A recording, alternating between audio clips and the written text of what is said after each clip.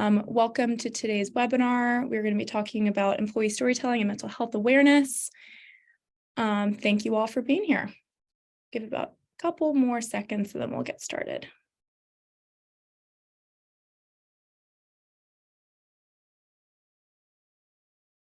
And just so everyone knows out there, this webinar is being recorded, so we will be sharing the recording with you afterwards. So definitely share with colleagues, or if you need to revisit anything, you'll have that recording.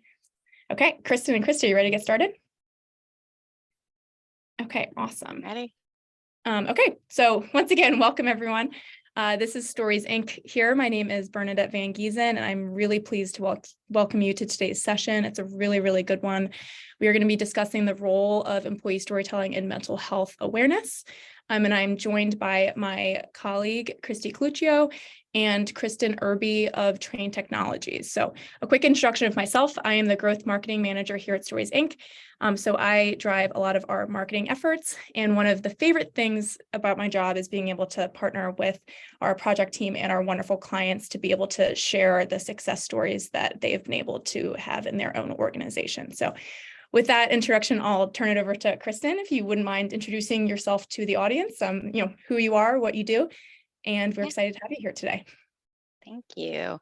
My name is Kristin Irby. I am the Global Wellness Leader at Trane Technologies. I have been with the company about 1.5 years now. Time is flying, and I'm responsible for our overall wellness program design, strategy, growing and enhancing our well-being offerings across all of our regions. And hi, everyone. I'm Kristin, and I'm an account manager with Stories Inc. And I had the privilege of working on this project with Trane Technologies that we're going to be talking about today. So without further ado, I'll turn it back over to Bernadette. Great. I'm so glad you both are here.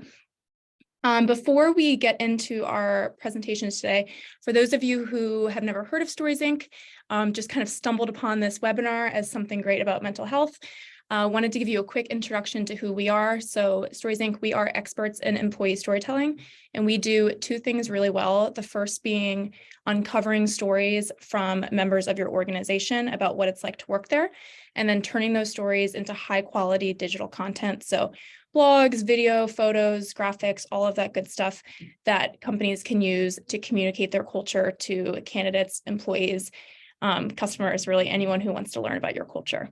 So these are a few of the clients that we work with. We work across all industries and organization size.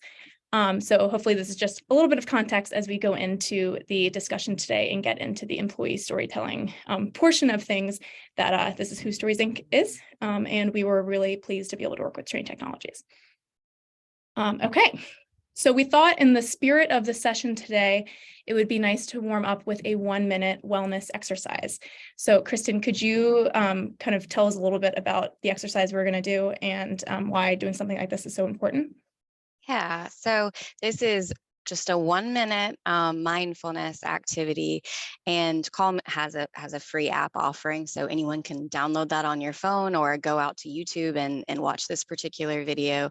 But what we try to incorporate into all of our wellness champion meetings, sometimes our team meetings, is some sort of mindfulness moment where we are taking a scheduled time, whether it's 1 minute, 2 minutes, 3 minutes, to focus on our mental well-being. And so we've started doing this over the last year, and it's been really well received. So hopefully you all enjoy this 1 minute of taking some deep breaths.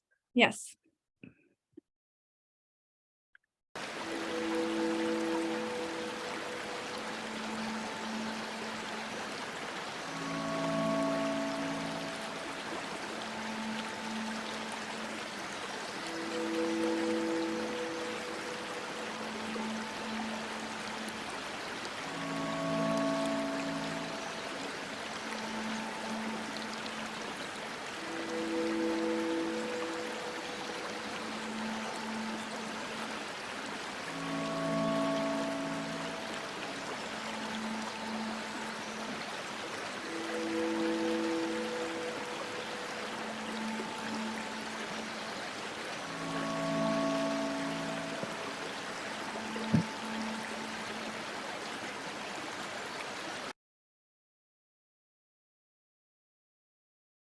Okay, I'll get us back to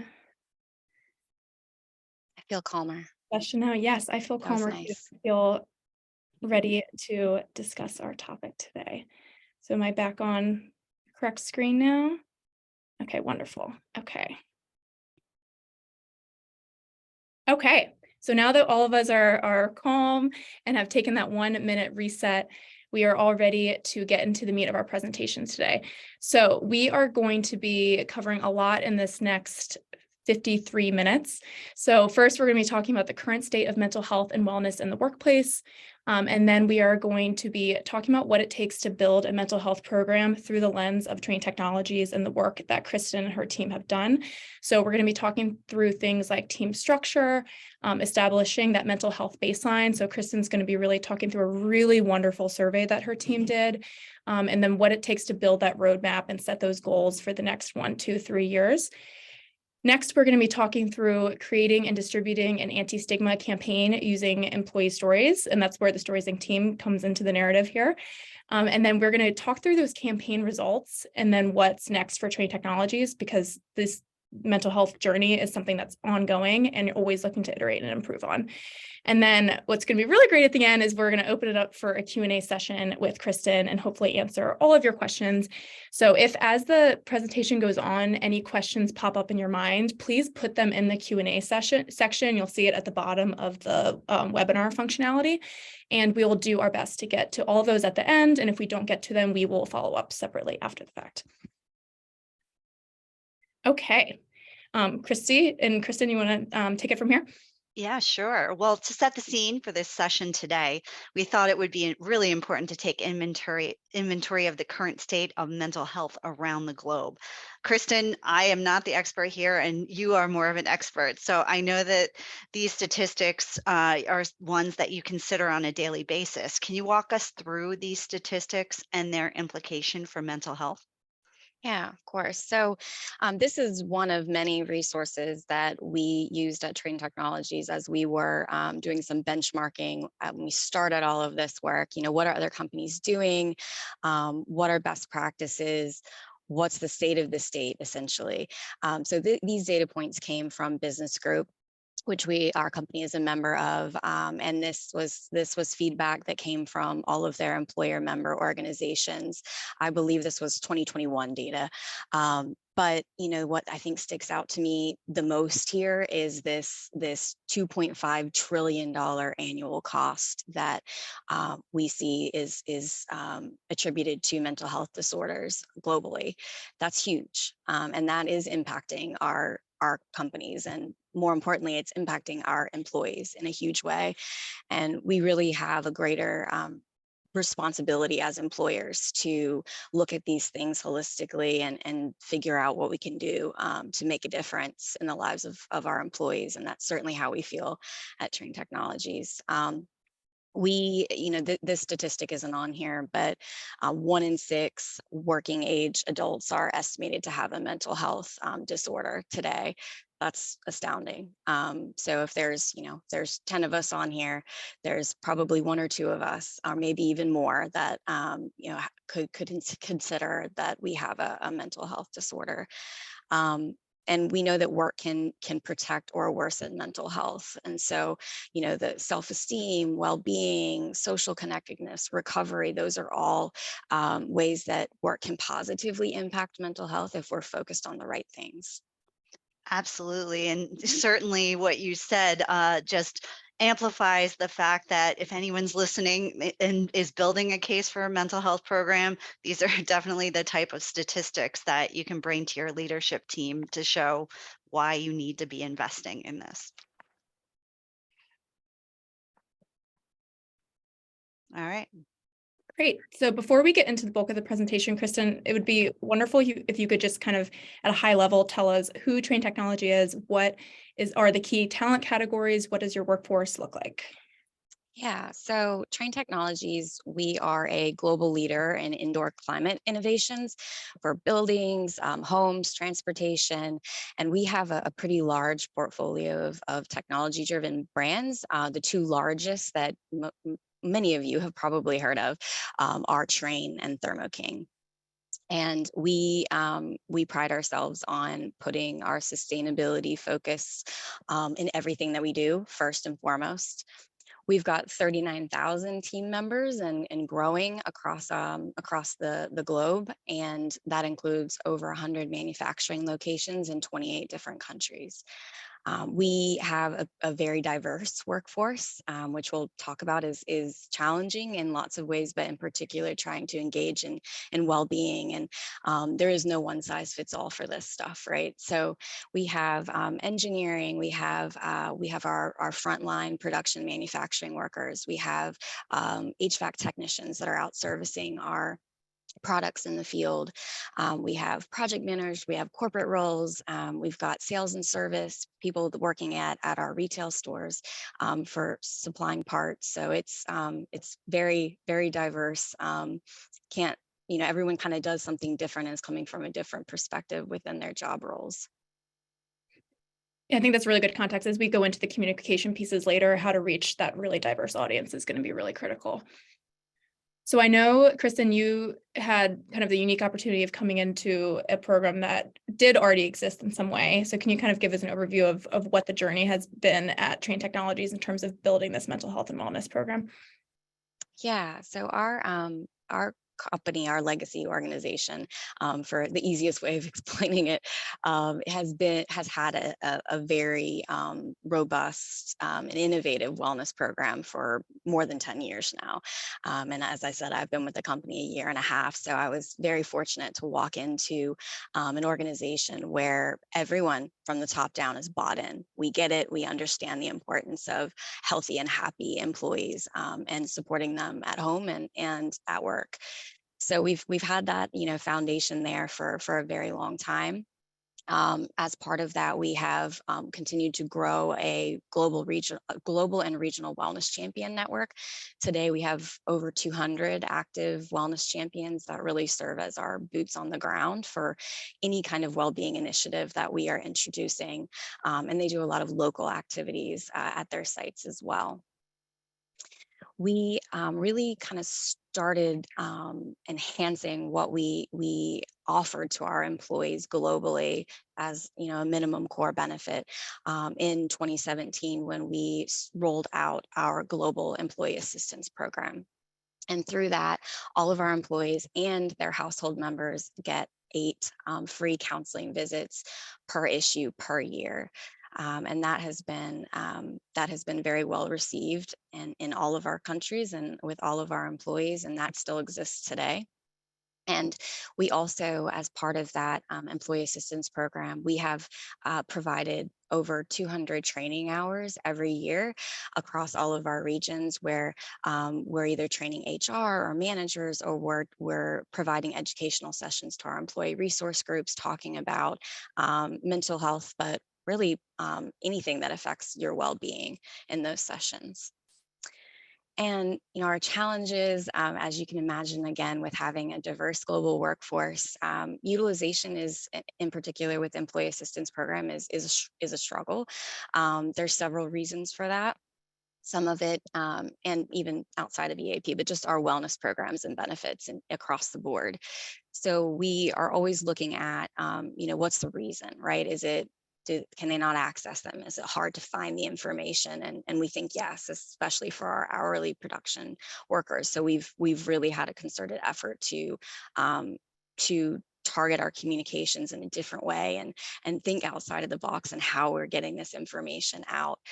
And then, I think it's also just some cultural nuances as well. And specifically when we're talking about mental health, there's a lot of stigma that is, you may have personal stigma. There may be stigma within your family. There may be stigma within your country or your culture. So there's it's not one reason, but multifaceted that we know we have to continue to work on. And, from there in 2020, the world stopped for a minute. And we we still had frontline workers. We had our HVAC technicians out in the field that had to go service our customers and make sure that their heating and air conditioning was up and running. We had our production workers on the lines that were still making our products for our customers. So we really had an urgency to help our employees that were frontline and were having to go to work every day, and they had kids at home, and just a lot of stress and uncertainty. And then we also had a large bulk of our population that was very isolated, working at home and not being able to leave and having kids at home. So we knew that we needed to do something, and it couldn't wait. And it didn't have to be perfect, but we had to do something more than what we were currently doing at that time. So it's a really great introduction there. So keep going. So what did you do? So it doesn't have to be perfect, but you did have to move fast and you have to present something to your team. So what solution did Trane Technologies come up with? Yeah, so again, I'm blessed and fortunate to have leadership in our organization that from the very top, that, as I said, is bought into health and wellness and doing the right thing for our people. So we pretty easily got our C-suite involved, and we were able to have executive sponsors that were really kind of the leadership voice and visual stakeholders of everything that we've been doing for mental health. So that included our CFO, our head of HR, our general counsel, and they were our executive sponsors. So we got them signed in. Yep, we're going to support you. Bring us your recommendations. We also formed a global steering committee where we had leaders within a variety of our different business units, so that we had perspective from all across the business, not just one area.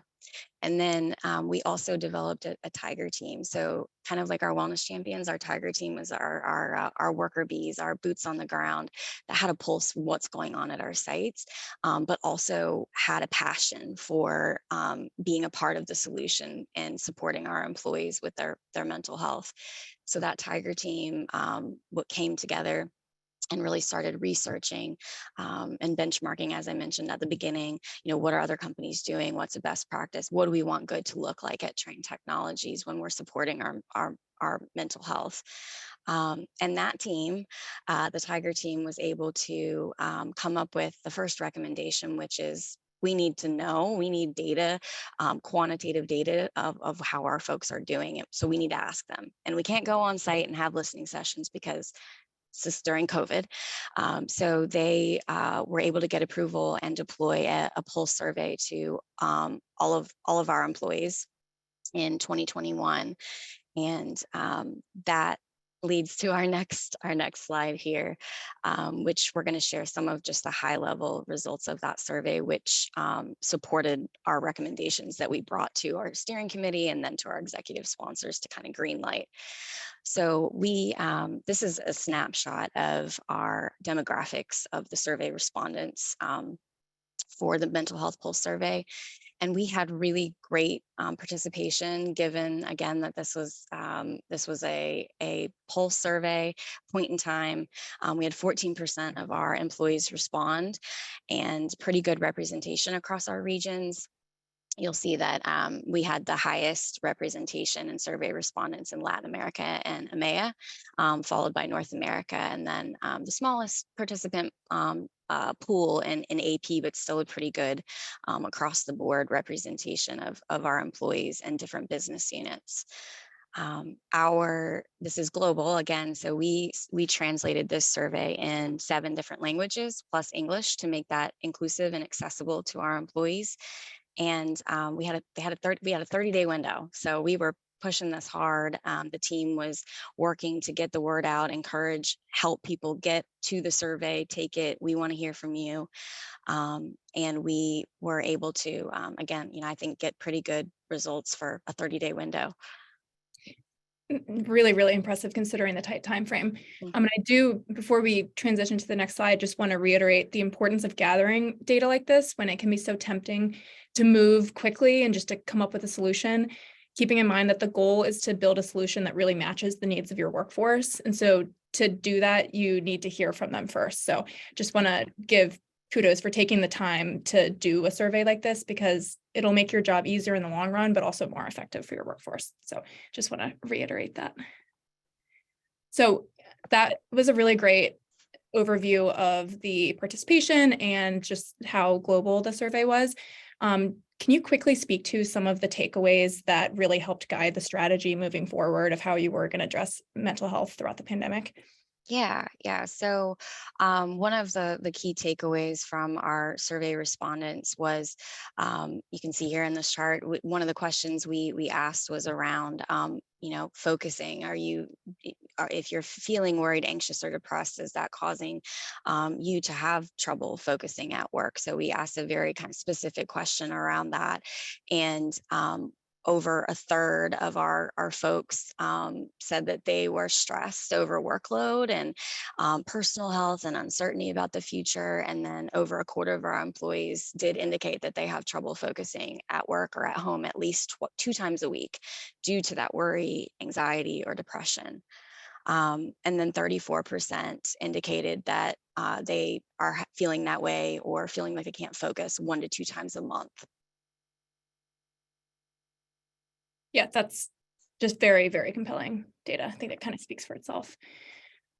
And then this portion of the survey was really interesting to me, of getting quantitative, but also kind of qualitative data around what barriers were standing in the way of Trane Technologies team members asking for help. And I think these first 3 or 4 are really telling. So can you kind of quickly tell us what those show about the results? Yeah, so we asked a very specific question, and that was around how knowledgeable do you feel, or do you think you are, about mental health related issues? And you can see here again, it's a little blurry, but I'll kind of hit the highlights for you. Only about a third of our survey respondents said that they felt knowledgeable about mental health related issues.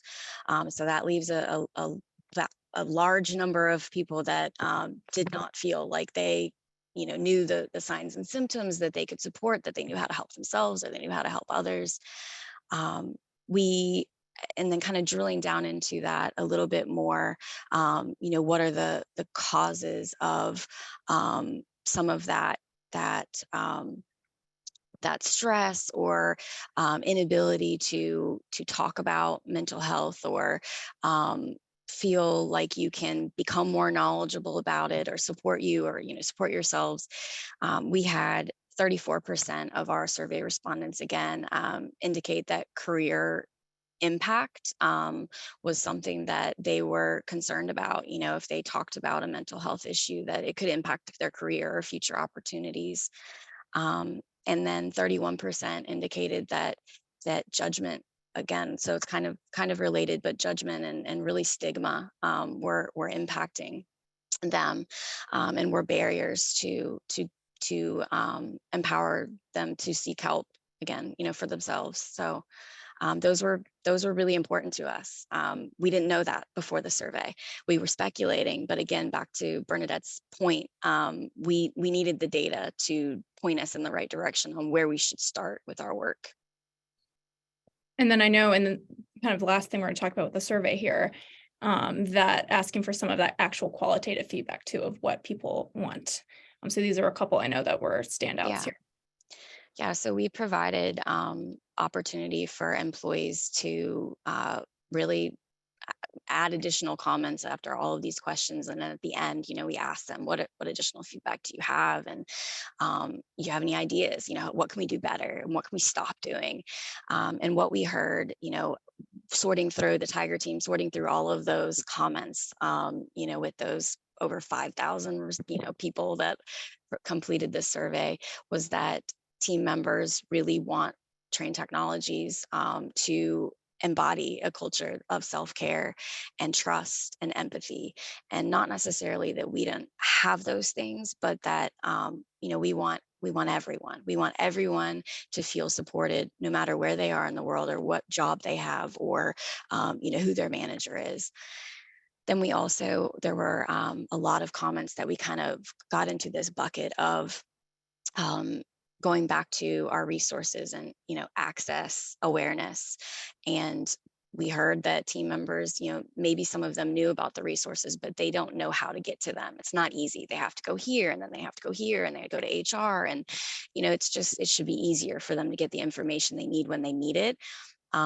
And then there were people who really felt like they didn't have a clue what resources we had available. They didn't know about our employee assistance program or what that even was, and that their family members could use that. So that was another big takeaway. And then last, we kind of already talked about this, but that lack of knowledge, it was very clear that our folks, even if they're feeling this way or they have lived experience with a family member, they don't feel knowledgeable and prepared to, again, support themselves or support others. Awesome. So with all of that great data there, I know you built this 3 key pillars that kind of built out the roadmap for Trane Technologies moving forward. So the first one being addressing that anti-stigma and awareness campaign.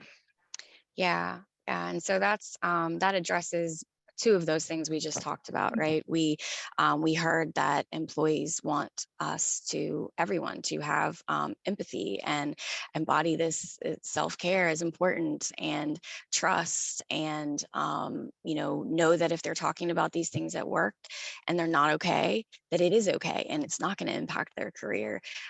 So we knew we needed to start by having the conversation openly and honestly with real people from our company, not just sharing statistics or, hey, this is what you guys said, but putting faces and real stories to encourage others, that they're not alone in this. And also that, again, it's okay. It's okay to talk about this. We want you to, and we're encouraging you to.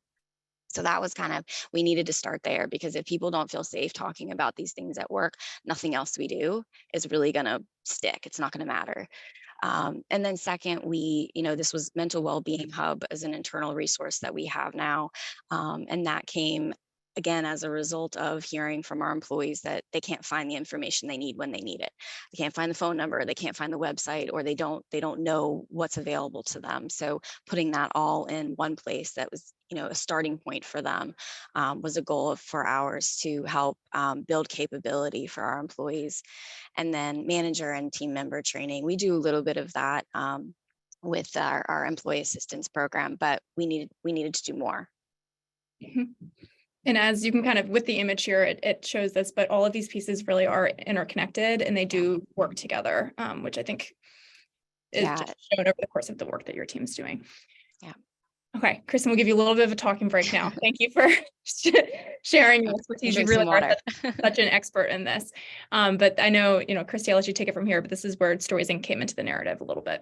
Yeah, we did come into the picture at this point. So we had already been working with Trane Technologies on another employee storytelling project. And so when it became clear that employee storytelling was going to play a big part in this anti-stigma campaign, it was a natural partnership for us to jump in and work on this project with them.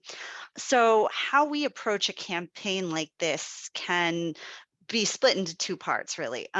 First is interviewing employees on camera to uncover their stories and bring to life what it's like to work at Trane Technologies. And in this case, we were specifically looking for stories around mental health, which is a little bit of a different project than we typically do. So secondly, we would be using those stories to create videos and other digital content. So as you see in the photos on the right side of the page, we can conduct these interviews both virtually and in person. So for this campaign, we interviewed 9 storytellers virtually using what we call our virtual story sessions. And we send them a microphone, a light, and a camera to capture the highest quality audio audio and video. And they were able to do this in the location which was most comfortable for them, either at home or, you know, in a conference room, but somewhere where it would be private for them to have that kind of conversation. The one thing that we do ask of the client is to identify the storytellers that we'll be interviewing, because they know the team and they know who is going to be able to and willing to share the best stories. So Kristin, would you be able to share a little bit more about how your team approached the selection of the storytellers for such a personal campaign like the one we were working on? Yeah. So, first of all, we didn't post a big, poster out there and an email blast to employees. We really wanted to go about it in a thoughtful way. So we were lucky in that, if you remember me talking about our Tiger team, where the common denominator with all of those folks across the company that signed up to do that was that they were passionate about mental health, and many of them had that lived experience. So we were able to identify some of our storytellers from that Tiger team that we had engaged, and then we were also able to utilize them and our wellness champions to just put some feelers out. And they have relationships. We have these relationships, and some of these conversations have come up before where people were talking about these things. And so it was relatively easy to get, our first storytellers. We kind of knew that they were already talking about some of these things. They were walking the walk. So that's where we started. And Kristy might speak to this, but we had a plan, and it didn't necessarily go exactly the way that we started. But we wanted to, always make sure that we were respecting the feelings and comfort level of our storytellers. Yeah, absolutely. As you mentioned, it didn't always go 100% as expected. We did have some people, and we gave them the option to decline if they didn't want to participate, and maybe one or two did decline that, but we moved on to other storytellers. But it was really important for us to make sure that people felt safe and that we were giving them a safe space for the storytellers. And so giving them that option to decline to participate was part of that. We did have a storyteller prep conversation with all of the storytellers to make sure that they felt comfortable before, during, and after the experience, and so that they knew what to expect as part of the process. And after the interviews were complete and we started working on the videos and the editing process, we did include the storytellers and Kristin, of course, to make sure that if there was some content that we had put in the video that they weren't comfortable in sharing, we would be able to take that out, because we wanted them to feel comfortable with what was ultimately going to be shared with the global audience at Trane Technologies. And at the end of the project, we were able to finalize 9 storyteller interview videos, and each of those videos was translated into 9 different languages for the global employees to consume, some of them in their native language. So that was an exciting end result to be able to share that in so many different languages as well. All right. So I know we're going to share our first video now, but Kristin, can you tell us a little bit more about Ray, who we're going to show here, and why he was selected to share his story? Yeah. So Ray is he was on our Tiger team, and then we tapped him to be on our global steering committee, and he still is today. He is our director of employee health and safety for North America, and he works very closely with our technician population. And so he came forward and shared a very powerful story from one of his technicians, and then quickly realized that wasn't just the story of one technician. And it was really something that was going on during the height of the pandemic in 2020. So that's what he's going to be talking about in this story. But it's very powerful, and it was the very first story that we actually shared in this campaign. Mental health has been extremely challenging through the pandemic for our service technicians around the world. From the beginning, they had to be out servicing critical customers, hospitals, COVID wards, the CDC, places that had to be operational and were critical to the infrastructure of the world. And although we had fewer people going out into the work environment, our injury numbers increased. I've been fortunate enough that I think I've created a safe space for folks to be honest and tell me what's going on and know that I have their back. I've always dug a little deep when I'm going into trying to find contributory causes of someone getting injured. What was most evident to me is when a technician just started crying through as we were investigating an injury and just saying, "You don't understand what we're going through." Listening to the stories of what our technicians were seeing, I know it was impacting their sleep and certainly their focus when they were on the job. I reached out to our wellness team and we immediately said, we have to do something to help our technicians. We have to have a forum for them to open up and talk about these issues. We had counselors come on site to a service technician meeting, speak not necessarily about individual problems, but speaking more broadly about mental health and what all of us can do and what those triggers are for knowing you need to get support or get help. And it's just incredible what Trane Technologies has done to help support people. Talking openly about mental health, for me, is the only way I feel normal. When I share with other people, I think they in return share either similar situations or situations that are close to similar. And I know I'm not alone. I think everyone has some issues, whether they share or not.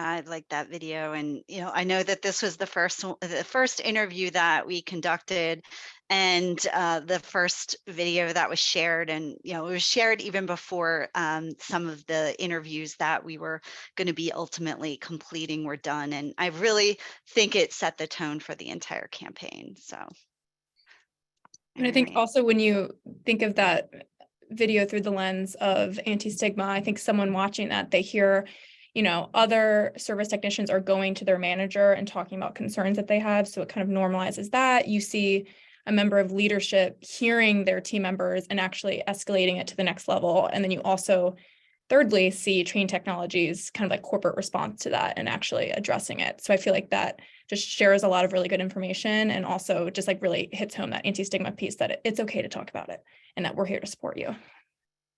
Definitely. Okay, now we're going to share a second example of a video created through this campaign. So can you give a quick setup of Anne's story? Yeah, so Anne is one of our global steering committee members. And she is our VP of HR for our commercial HVAC business in EMEA. So again, a very visible, well-known and respected leader across our organization. And she courageously raised her hand, and she was a little nervous about it, but again, she wanted to walk the walk and be one of the first to share her story. And it's a personal story. So Ray, talked a little bit about himself, but more at the perspective of what our technicians were going through in that response. And Anne really talks about her lived experience and how she worked through that.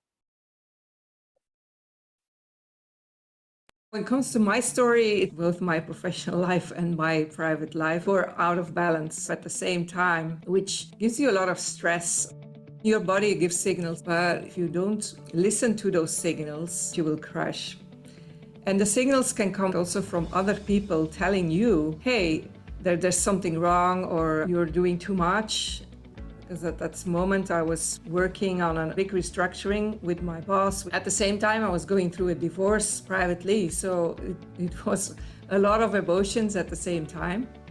I got support from one of my neighbors, actually. We just crossed each other at the bakery, and she was just asking, how are you? And then when you just, at that moment, everything comes out.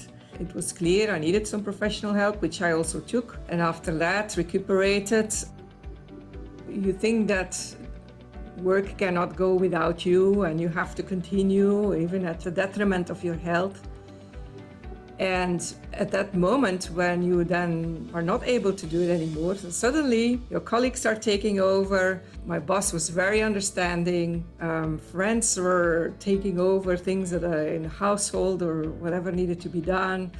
So suddenly you get all help from all different places, and it is possible to be out for a little while you are taking care of yourself. When you take care of yourself, you can also take care of others.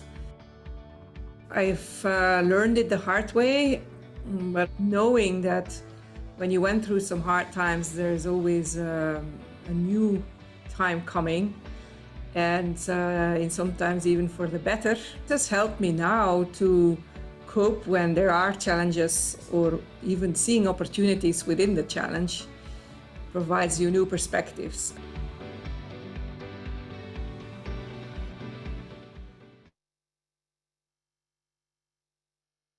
I really just love both of these videos. And, on the one hand, Ray addressed stigma by showing that leadership cares and wants you to voice your concerns and get help. Anne's story was obviously very vulnerable, and how she was personally struggling with mental health, and how, her manager and team responded. So that was, something we experienced this entire project and this entire campaign. Is every story was unique and different, and I love that. Yes. And so as marketer, I'm a marketer, as we know, powerful, amazing stories are great, but really they're most powerful when they get in the right hands. So that distribution piece is so critical, especially for a campaign like this.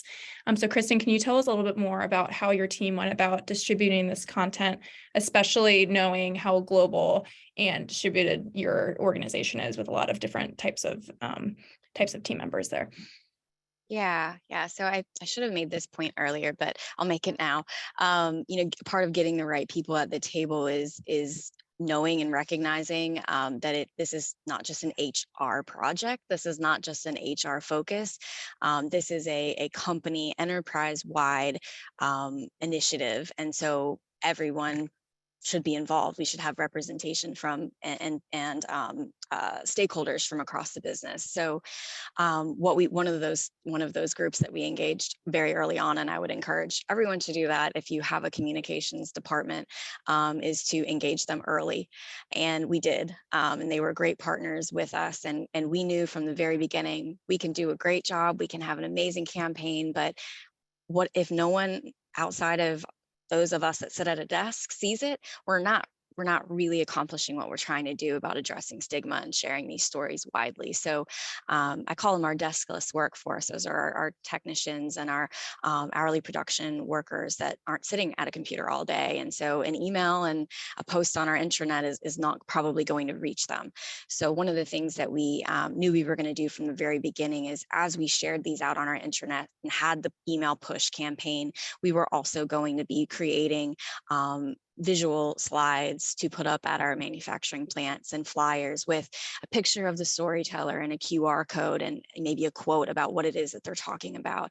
And the QR code took them to that video so that employee could watch it, whether they did it at work or they scanned that QR code on their way out and watched it at home. They would be able to do that. And then we also have an app that is tied to our intranet, but all of our employees can access that on their personal phones. So whenever they go to the app and open it up, we have created a shortcut to our mental well-being hub, which isn't directly tied to this campaign, but it was one of those other pillars. And we hosted all our videos are on that mental well-being hub. So again, they don't have to go hunting for it. They can go back and review those. And then you can see here, we've included some of the statistics as of a few weeks ago. We had nine total videos, as Kristy said, which included the posts and the QR codes and the TV screen monitors and all of that. But we were able to track our views of those videos, and we had an average of 13,500 views, and those are unique. And our highest was 22,521, which is amazing. And if you recall, we have 39,000 employees. So And then it was our best performing campaign, across communications and brand internally of 2022, as far as engagement and likes and sharing and engagement with that. And kind of as a result of that, and knowing that we were starting these conversations and seeing this ripple effect anecdotally, that more teams were talking about this and they were incorporating these conversations as part of their team meetings. We were nominated and did receive a President's Award, which is one of the highest recognition that we can get in our company. And there were 30 plus of us that got that award, because it was a huge team that we engaged in this project, and everybody played a role. But what I was really happy about was that our storytellers received that award. And those were the folks that I wanted to make sure that got the most recognition. And so well deserved. And I love that you pointed out at the beginning of this slide the importance of bringing in your communications team. And I also want to call out, based on everything you just said there, I think bringing your IT team in also is really important. So making sure that you have, it's going to kind of go into our next slide here, but making sure you have, a digital place that's easy to access, easy to use, that requires IT help. So I think kind of like a sneaky partner that you really need to get this message out there. Yeah, we did. We engaged IT for this this mental well-being hub concept, and this was one of the harder things to do. It was harder for us than finding the storytellers. Was, what is this going to look like, and what can we do quickly? This may not be a forever solution. This is evergreen, but again, our goal was, we're not going to wait. It doesn't have to be perfect, but we need to do something. So we worked with IT and our learning and development team, and vetted this with our steering committee and others, our ERGs. Does this work? Is this easy to navigate? This lives on our SharePoint, which is our company intranet again, and we created this hub where it's kind of your starting point. If you are interested in learning more, if you want to support others, if you want to learn how to support yourself, if you want to know what resources are available, all of that is linked or provided here on this one page. That's also, you can see Ray's video there. And if we had the live view of that up, you scroll down and all of our storyteller videos are there, and linked out to those 9 different languages that are captioned as well. And then we've got manager resources out here. We have resources for all employees, whether they're a people leader or not. And this is, as I mentioned, it's evergreen. We are adding to it as we get feedback about, what resources are most needed or what's missing. We can make those changes. And then you can see on the left there, again, these were stats from a few weeks ago, but we have had just over 2,600 unique visitors to the site. We launched this on Global Mental Health Day and on October 10th. And we've had 5,899, I'm sure it's more than that, site visits in the first 5-ish months that we've launched this resource. Really, really awesome metrics. Awesome. So as we kind of wrap up the educational portion of this session, which has been all of it, it's been very educational. What is on your mind, Kristin, not only as a wellness leader at Trane Technologies, but just as a leader in the space and someone who's always looking for, what's trending, what are people doing? What is top of mind for Trane Technologies and in the industry in general? Yeah, so part of our building capability and addressing that need for employees to better understand mental health, but also our managers. They're leading these teams and they're seeing or not seeing how their employees are doing. So we know we needed to have some training, just kind of mental health 101, right? We don't expect our managers or any employee to be a therapist or an expert, but we do have an expectation that our managers are supporting our employees and that they are creating a safe space for employees to be who they are. And sometimes that is that you're not okay today. So we have manager training that we're going to be rolling out probably within the next quarter or so. So we haven't started that yet or haven't rolled it out yet, but be able to share more about that in the future. So that's immediately next for us. And then we are looking, I'm on the global benefits team, so we are looking at enhancing what our current benefit offerings are related to behavioral health and mental health, and doing a gap analysis and plan to take some action on that, whether we expand our EAP or we bring in some other folks and experts and vendors that might be able to support our folks better. And then we aren't doing this, but this is something that I know a lot of companies are doing, is having this network of mental health ambassadors. So the folks that are trained either in mental health first aid or are just passionate and a very empathetic people. Hopefully you've received some training, but they are identified within the company as someone that you can go to. So if someone is in crisis, or if someone is needing to talk, or if a manager is not sure how to start a conversation with an employee, that mental health ambassador can really be a resource, a great resource that's there on site to help. And again, they're not a therapist. There's very clear guidelines if you've taken mental health first aid training about what the expectation is. But I love that idea. We haven't done that broadly. We have some regions that have done that on their own, but I love it. And if we could pull that off with, in addition to a wellness champion network, that would be wonderful. All really great ideas. Yes. Okay, we made it. Towards at the end of the session, Kristin, I'm going to do you a terrible disservice and try to summarize all of the knowledge you just shared in about 5 bullet points. But just to kind of wrap up all the things that we talked about today, how to build a mental health program in your organization, tips that you can take home to your organization today and get started on. Number 1 is get the right people in the room. So understanding that mental health is more than just HR. So getting all of those stakeholders and allies in the room. Secondly, understanding the specific needs of your workforce. So making sure that you're working towards a solution that actually meets those needs. And a really important step of that is gathering data and listening to your team. Third, creating a roadmap. So it doesn't have to be a step-by-step plan, but having a general idea of what your goals are and the steps that you need to do to get there is really important to making sure that you're staying on track and headed in the right direction. Fourth, that employee storytelling is going to be your most effective content medium, especially when you think about addressing things like anti-stigma and just raising awareness for the mental health programs in your organization. And finally, just to constantly iterate and ask for feedback. So that's something that Kristin has spoken to throughout this whole session, but listening to the members of your organization, listening to people on your Tiger team or within your mental health program, and just always looking for ways to improve, because the goal really is to make the lives of your team members better. So making sure that you're listening and always trying to improve. Did I miss anything, Kristin? You did a fabulous job. That was great.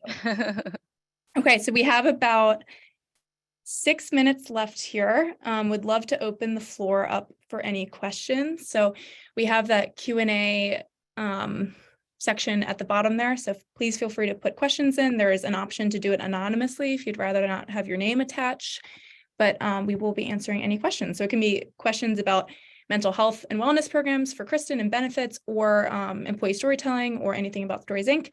We are here for the next 5 minutes.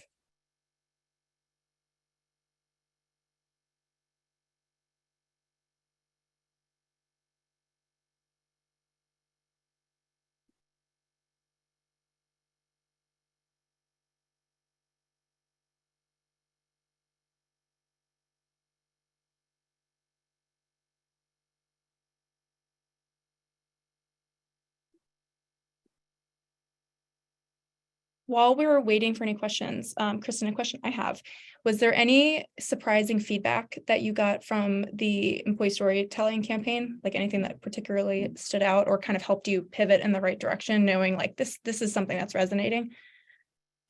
I think a lot of the comments that we got in our campaign, on our posts and even just hearing, was the fact that we didn't, our storytellers didn't shy away from talking about some really difficult things. And we won't get into this because we don't have time, but Christy will know who I'm talking. We had one storyteller who shared some really tough stuff about her lived experience. And we questioned, the steering committee, whether or not we should share it. But we ultimately decided that, we wanted to respect how this person wanted to share their story, and we weren't going to edit it and take it out.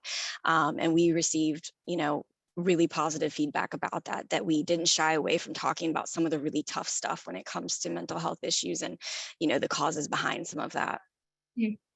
That's great. We do have one question. So Kristin, this question's for you. What was your biggest challenge when selling this campaign idea to senior leadership? So again, I will have to say I'm very fortunate that our senior leaders are very invested in the health and well-being of our employees. But I will say one of the biggest concerns that not just our leaders had, but really everyone that was involved was whether or not we could share these things, and whether we should keep people anonymous and maybe not show their faces, or maybe not do the video at all, and it'd be better to just share stories. And so I think that it took everybody a little bit of time to get on board with the idea of someone being on camera and identifying themselves, and also sharing what could be considered some personal health information. But ultimately, again, we felt like, what better way to address stigma than to put it out there? And these storytellers were willing and open and to share that personal information. So yeah, but I would say that was probably where we got stuck a couple times, is what information to share, how much should we allow our storytellers to tell, or ask them to share. Yeah, and there was a question that came in on LinkedIn. How do you approach employees to ask them to share about mental health? I know we talked a little bit about this in the storyteller selection, but how often did you come up to someone, Kristin, and have some hesitancy in sharing their stories? I think we started with about 15 people that we had identified, some that we knew were in right away, others that we weren't quite sure. And at the end, we ended up with 9 storytellers. We had 2 that we approached and said that they were ready, they wanted to do it. But I definitely, and Kristy probably too, sensed some hesitation. We weren't really getting responses back, and they weren't, that we would send the kit in one case, and there was just, it seemed like there was always something going on. And so I reached out. I reached out. I said, hey, is it okay if I call you to one of these storytellers? And they said, listen, I feel really bad, I'm embarrassed because I said I was going to do this, but I'm not in the best place right now, and I don't know that I want to talk about this. And we were like, okay, that's fine. We've told you that from the beginning, and we respect that. Don't worry about the fact that the kit's been sent. It's totally fine, and we understand.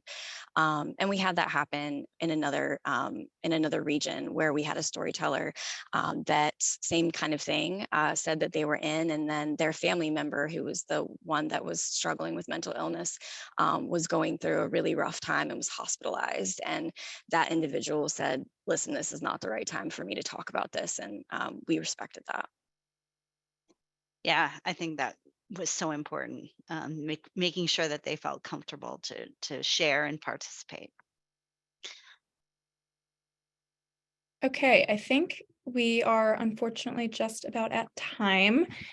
Thank you everyone who joined out there. And thank you, Kristy and Kristin, for joining us today and being really our thought leaders here. Thank you. Thank you. For everyone out there, we will be sending this recording out. So keep an eye on your inbox. And then if you have any questions, can certainly reach out to myself and Kristy at Stories Inc. Kristin, would you mind if people message you on LinkedIn or anything and ask any questions? I would love it. So I know we ran out of time for a lot of questions. So I'm happy to, shoot me an email. Happy to connect and talk through some more of our strategy and what some of the barriers we ran into, because it wasn't perfect. Yes, thank you. It's very generous. Yeah. Thank you for okay. the opportunity. Yes, thank you everyone and have a wonderful rest of your Thursday. Bye. Bye. Bye.